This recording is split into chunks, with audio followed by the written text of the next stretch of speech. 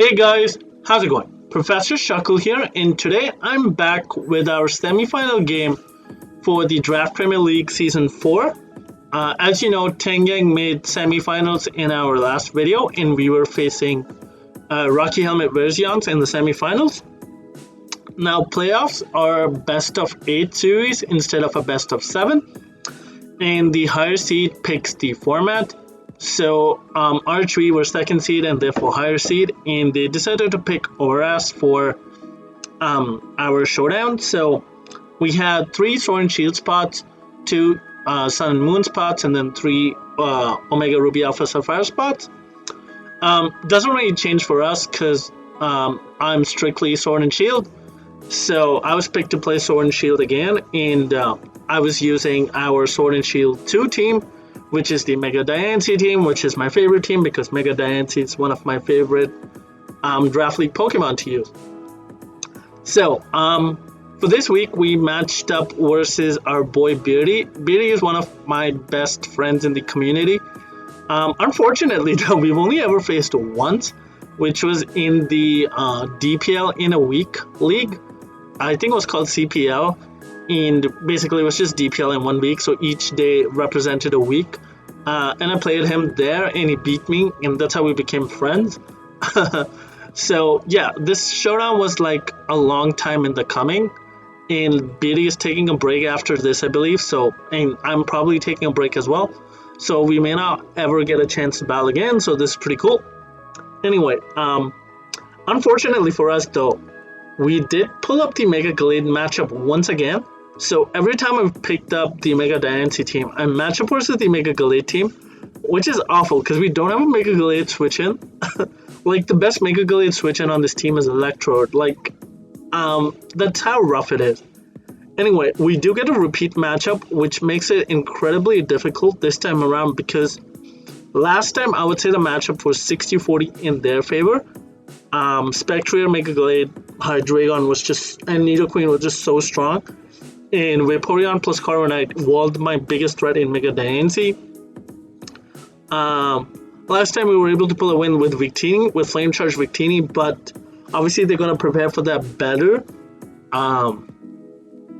Yeah, also, because I'm using the same team, most of the sets I will come up with will mostly be the same again, because this was DPL, so it was not like I was saving strats for playoffs. So coming up with, like, basically, I was coming up with my best strategies for every game I played, and now because I kind of showed my hand already, I'm a little more on the back foot here because Beatty is playing this match. Like, he didn't play this matchup last time, someone else did, so he brings a fresh perspective on the table, and he can see what didn't work last time. And like, he would probably, like, Mega Glade and Spectre didn't come in as often last time, something like that. So yeah, we have to we like have our work cut out for us, basically. Anyway, let's just jump into the matchup now. As I said, I'm leading with the team I've been using the most this season, which is a Sword and Shield 2 draft, which consists of Mega Diancie, Victini, Hydreigon, Ferrothorn, Crobat, Araquinid, Piloswine, Electrode. Beauty is pulling up with a team of Mega Glade, Spectrier, Hydreigon, Corviknight, Vaporeon, Nidoqueen, Granbull, and Emolga. Let's just start with saying Emolga is not coming, and like, that's not a Pokemon, and Granbull is unlikely coming, so we're probably dealing with the top 6 here, which were the 6 he brought last time. Well, Don brought it last time. So my team has nothing that can defend versus a double, which is from Spectrier straight into Glade on my incoming Hydra. My team just does not defend that double at all. I cannot make any play to cover that. So, yeah, like, this is tough. Mega Glade is just incredible here. Force Stance, Shadow Sneak, Stone Edge, Close Combat, or just 4 attacks in case you want to knock, as I say, for mid-ground. Yeah, just a lot of things Mega Glade can be here. Spectrier, I expect this to be either Scarf, just because it was Flame Charge Victini last time, which kind of, like, Flame Charge Victini just kind of cleaned up at the end. or to be like some sort of setup, and probably not Specs.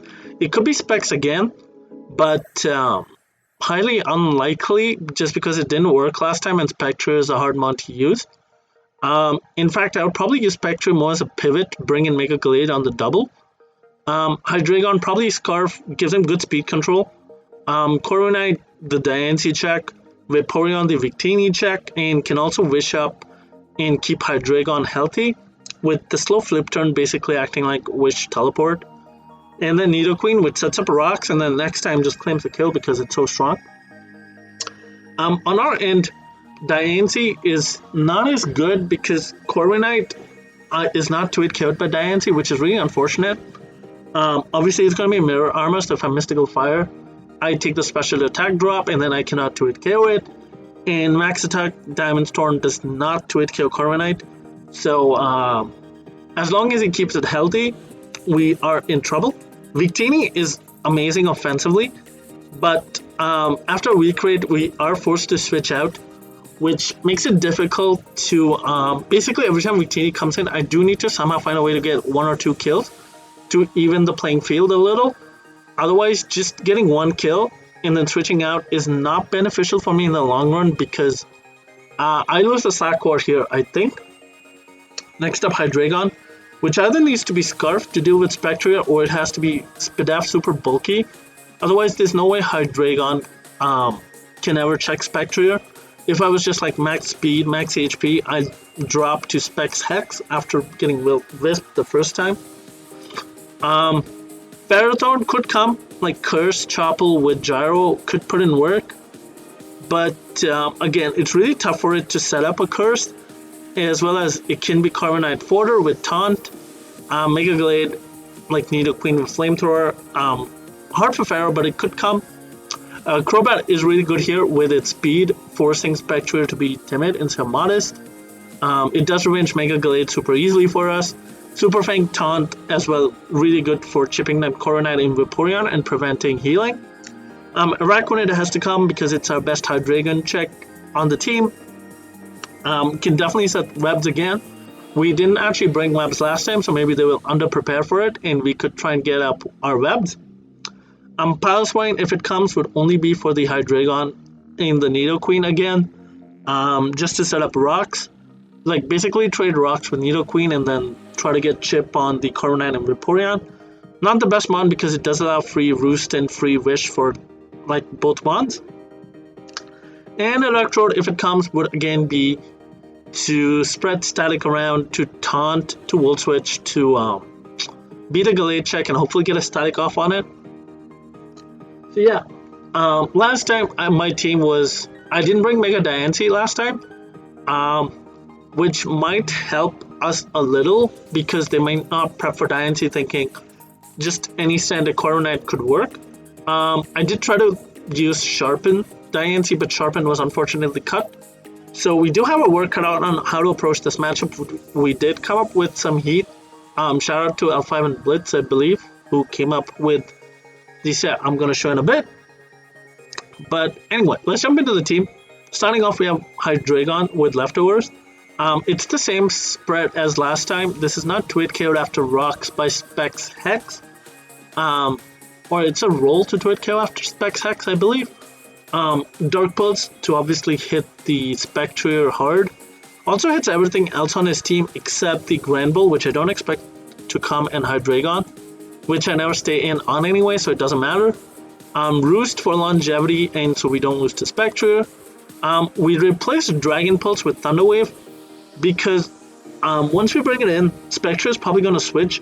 So getting a Thunder Wave off on Mega Gallade or Hydreigon is just really, really good. Maybe even the Corviknight, because if it gets paired, fully paired on the Diancie, that could be really good. Yeah, Thunder Wave just catches any offensive doubles he might try to make after Wisping. And then Taunt is just to prevent the Corviknight and Vaporeon from wishing, from healing, prevent sub-disable Spectre, sub-disable Calm Mind or something, and stuff like that. Yeah, super, like, same Hydreigon as last time, same role, don't lose to Spectre button. Next up, we have Electro, Rocky Helmet, Static. This is our Mega Gallade check. check is a really bad word because it doesn't really check, but you know, at least it stops CC spam early, which is good. Yeah, the EVs let us live a jolly close combat after rocks most of the time. Enough speed to outspeed Spectre because we're not messing around with speed. We're running Magic Coat this time to, like, we expect the Nidoqueen to come in after we switch an Electrode, and it's probably going to click Rocks, or, and probably not going to click Earthquake. Sorry, not Earth Power, because Araquinid's, like, such a likely switch in. So if we Magic Coat and we get the Rocks back on their side, that's really good. L5 wanted me to taunt after clicking Magic Coat, but I'm too much of a coward to make the play. So just Magic Coating once is fine. Even if Electro dies, it's not the end of the world because all it did was just stop one CC spam. It was going to die anyway the next time. Foul Play is good chip on the Glade, does about 45-50. Is good chip on the Spectre too, does about 40%. Which can eventually put in Brave Bird range, and definitely puts it in Dark Pulse range. Volt Switch, just super free, especially if the Nidoqueen's gone.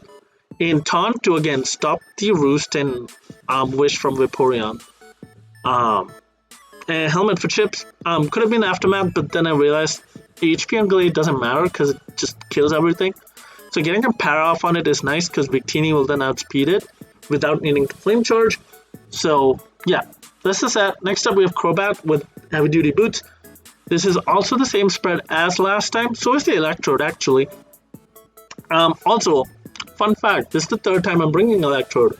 I've used this team 3 times and I brought Electrode all 3 times, so Electrode GOAT, question mark? Anyway, next up we have Crobat. Same spread as last time. I believe the spread lives a Stone Edge from Glade. It does live a Thunderbolt from Nidoqueen, Life Orb Nidoqueen.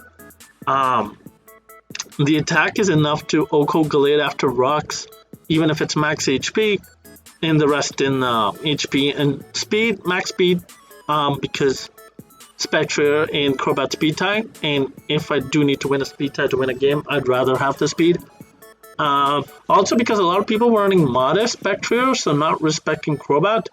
So if I can catch that, then I'll have 2 ways of dealing with Spectre, not just Hydreigon, which is nice. Brave Bird, Super Fang, U-Turn, Roost. So we did take out Taunt for U-Turn this time because the Victini set, which will be coming up in a bit. Brave Bird, Super Fang, super self-explanatory. Brave Bird for Mega Glade hits the Hydra, hits the Spectre. Super Fang to chip Corviknight and Vaporeon and force the Roost or the Wish. And U-Turn for momentum, and then Roost for longevity. Next up, we have Araquinid. This set is not the exact same as last time because we have more Spidef this time. To actually make the Nidoqueen Thunderbolt roll a lot more in our favor. Although in Mox, I kept getting 2-hit KO'd because I kept getting high rolls, which was really annoying. But anyway, yeah, max HP, max Spidef to take the Nidoqueen hit because we're not bringing Piloswine this week. Spoiler alert. Anyway, Liquidation, Water Bubble, Sticky Web, Leash Life, Toxic. We were initially Restock, but realized that because we're not bringing Piloswine, Araquinid had to check way too many threats on this team. And the game wasn't as long, as slow-paced as last time when I was like Piloswine, Araquinid, and I only had investment on like Victini. Because I'm bringing Diancie, this is a little more offensive-paced game. And like U-Turn and stuff. So we decided to put Stab, Liquidation, Leash Life just so that DD Hydra does not beat us on the spot. Toxic to force Vaporeon to heal Bell if it has it, or to get chipped every time it comes in. Toxic's really good on Hydra too, because every time it comes in, it has to take that. Sticky Webs, because last time we did not bring webs and maybe they might under-prepare. Sticky Web does force Defog, which lets in a Victini, which is the main goal of this team. Webs is also nice. Makes the Mega Glade slower than Diancie, so no speed tie. Victini also will be faster, so it kills. What else? Webs also make Nidoqueen slower than Victini after weak create, which is also good to note. If Spectre is not boots, again, Victini will be faster. So all those are really good things to have. So we are bringing webs this time just to force more pressure. Next up, we have the Victini with the heavy duty boots, so we don't take rocks or T-spikes because we don't want to defog here. We're max attack adamant this time, enough speed to outspeed Jolly Nidoqueen by 1 point. The rest in bulk to take some hits better. Like I believe the bulk means a timid Hydra's U-turn after we crit does not break our sub. And even if we could drop down to -2, it's still a roll or something, but in their favor. Anyway, we substitute, roleplay, power up punch, recreate. So the idea behind the set is you come in on a Corviknight forced to defog or roost. You click sub as they switch out because they need Corviknight for Diancie, which is why Diancie is on the team to ensure he keeps his Corviknight healthy or he will lose to Diancie. So we sub as they most likely go Vaporeon. Some people they go Hydra, but Victini behind the sub is still pretty scary for Hydra. So if they go Vaporeon, we click roleplay because if you sub, they should click either Scald or Flip Turn. Most likely Flip Turn because they break the sub and get to go into Hydra or Spect. But we roleplay, so we get Vaporeon's War Absorb, which means Flip Turn actually heals us, and they cannot switch. And Vaporeon then is walled by Victini. So Victini just walls Vaporeon and it cannot touch us because it's likely either going to have Ice Beam or Toxic, both of which cannot break sub. Roar is very unlikely because they need Wish Protect, Flip Turn for sure, and they probably want Ice Beam or something. And yeah, and then the idea is behind the sub we click Power Up Punch because Vaporeon cannot do anything to us. So we power up a recreate, and then we recreate, and something dies, and we're still behind the sub, so 2 things die. That's the idea behind the set anyway. It does rely a lot on pressuring Corviknight, so as long as we can do that, and since BA is a really good player, he shouldn't at the moment. Corviknight dies, Diancie claims one every time, so she cannot let it low, otherwise Victini wins. So otherwise Diancie wins. So we should be able to get in Victini on forced roosts, and that way we can start putting pressure. And finally we have Mega Diancie with max attack, max speed to speed tie with Gallade. Also, I made an oopsie. I had 2 teams with the same name, and on this team my Diancie set is actually wrong. It was supposed to be Naive Nature, so that we lived a +1 Earthquake in regular form from Hydreigon most of the time and kill it with Moonblast. But I took the wrong Diancie set, so it's Hasty instead of Naive, which is, I mean, it's okay, whatever.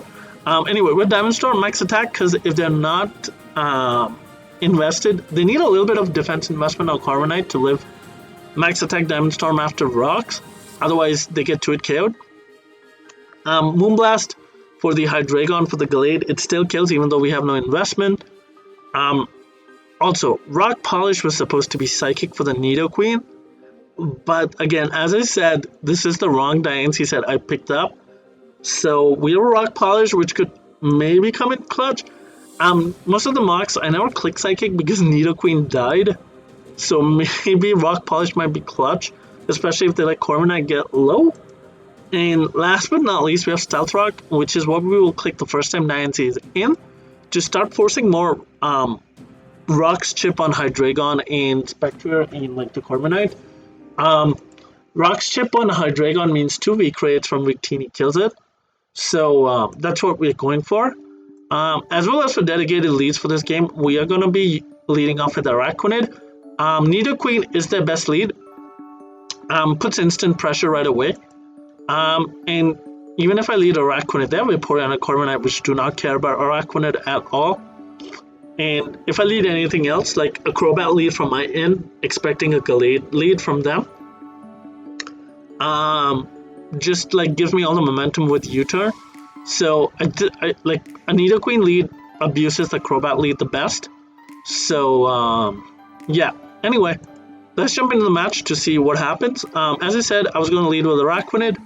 As from their end, they bring the same 6 as last time, which is Mega Gallade, Nidoqueen, Spectre, Vaporeon, Corviknight, Hydreigon. Wow, I can't speak. Yeah, anyway, as I said, my lead doesn't change. I expect either Hydro lead or Nidoqueen lead. So I'm going to lead Araquinid. As the delete end up leading Glade, which is really unfortunate because now he gets a free Stone Edge here. Something on my team has to take one. There's no reason for him not to click Stone Edge here. So I decided to go into Electrode, which is my quotation mark check for this thing. As he ends up clicking Knock, takes the helmet, but he gets rid of our helmet, which is really annoying because now we don't get more chip on this, but he also doesn't get static powered, which is fine, I guess. But anyway, I decided to click Foul Play here, expecting the Nidoqueen to come in. I didn't click Taunt right away because I want this to click Rocks on my Electrode. So I click Foul Play. Also, 2 Foul Plays puts it in Victini range for sure, which is what I was going for. But this is a little bulky. This is not just max HP. It has some physical bulk, which is interesting to note because the only physical mons on my team are like Crobat and Victini, but another Foul Play would put this in Victini range already, so I'm not sure. Anyway, I decided to Magic Code, make the Flex play, as he does click Toxic Spikes, so we are able to bounce them back, which, but although it doesn't really affect his team too much because Hydreigon, Corviknight don't care. Nidoqueen can absorb it, Vaporeon can just wish up, so the only mon that would care about it is Glade, but again, the HP on it doesn't really matter. But as I said, L5 really wanted me to click Taunt here, like in the mocks as well, but as I said, I'm too much of a coward to make that play, so I go into Araquinid. I was like, if he clicks Toxic Spikes, I get up my web, so he's forced to defog. So I get up my webs here, free webs, because he was bulky, he was not max special attack, he couldn't never 2-hit KO me. So I click webs as he goes Corviknight. I go Crobat, expecting U-turn or Brave Bird, or maybe even, I wasn't sure if he would defog when he was at 100% and he did set up T-Spikes. But he clicks U-turn, but he also reveals Quick Claw, which scared me because now I can't safely stay in with Diancie even if this is 2-hit KO'd because Quick Claw Iron Head could kill me. And then I'd look like a clown. So, and I don't really know how to play around Quick Claw because I don't have knockoff on my team. So this is like RNG based and I'm not sure how to deal with this. Like, I'm not really sure how to deal with this. So anyway, he clicks U-turn, which is really unfortunate because he gets free Nidoqueen here. And he's probably going to get up his rocks as well. But I just click U-turn and go back into Araquinid as he does set up rocks. Which makes me believe he's not going to click Defog and it's probably Boot Spectre.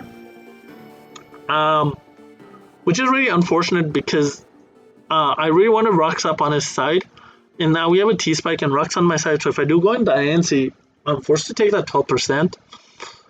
But anyway, I decided to click Liquidation here as the Corviknight does come in. This is also physically bulky for some reason. Because Liquidation only did 28. Or it could have been a low roll, I guess. I thought he was gonna U-turn again to keep up momentum because I showed up when go Crobat every time. So I decided to stay in, but he actually clicks Brave Bird, which does a good amount, but I click Liquidation and bring him down to 19%.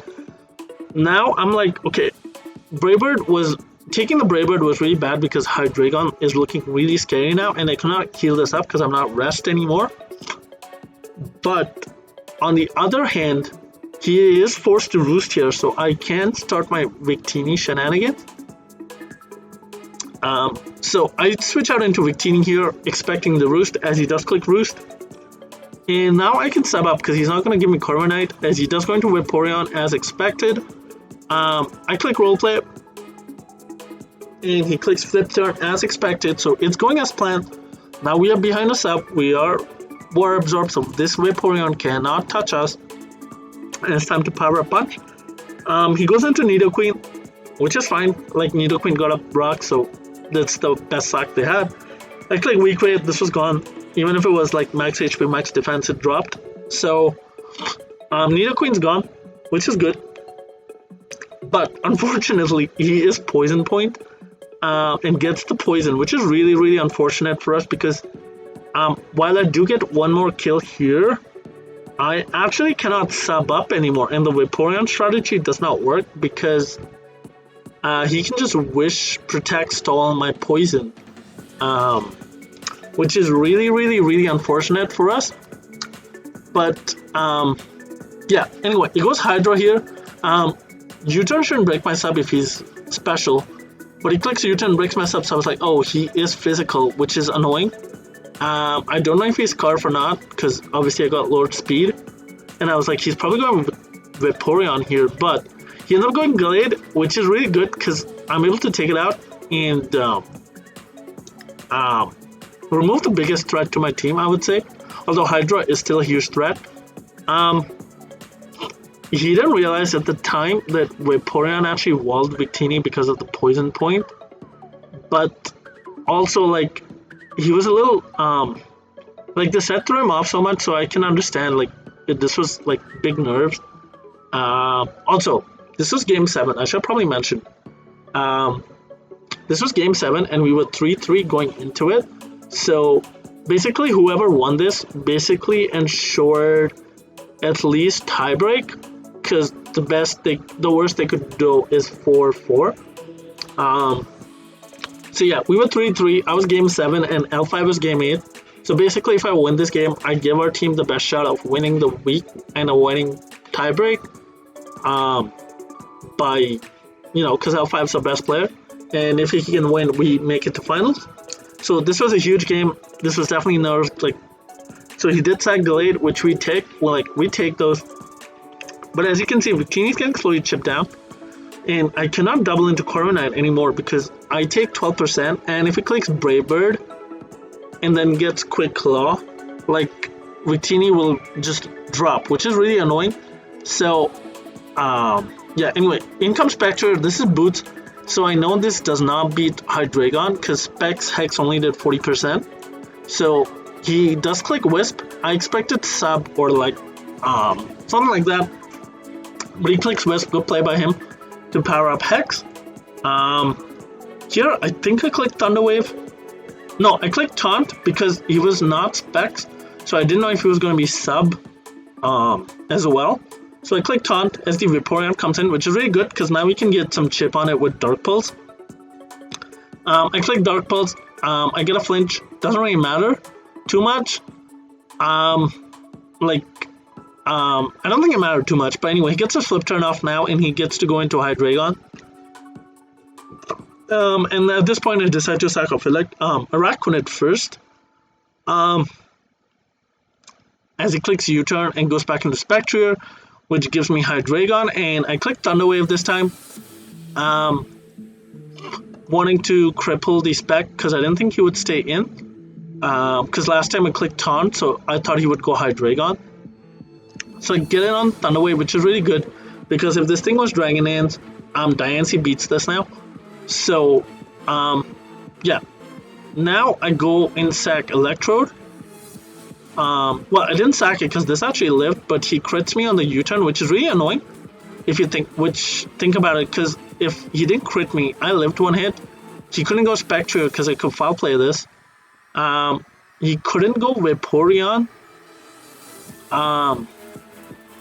If he went Vaporeon, I taunted, so he cannot wish up. If he goes Corviknight, I can taunt that.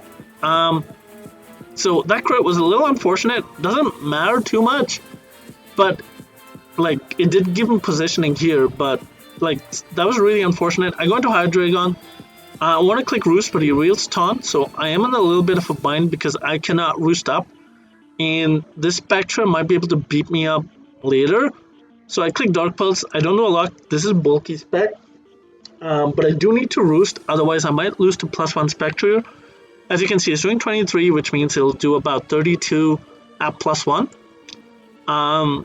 I click Dark Pulse again, and it goes Hydra and doesn't take any damage. Here, I don't really have a play. I wanted to go Diancie, but the Quick Claw was forcing my hand because I could not do much about it. And I thought maybe I could win with Diancie still. Also at this point, I didn't know I had Rock Polish, but because I hadn't looked that I loaded the wrong team.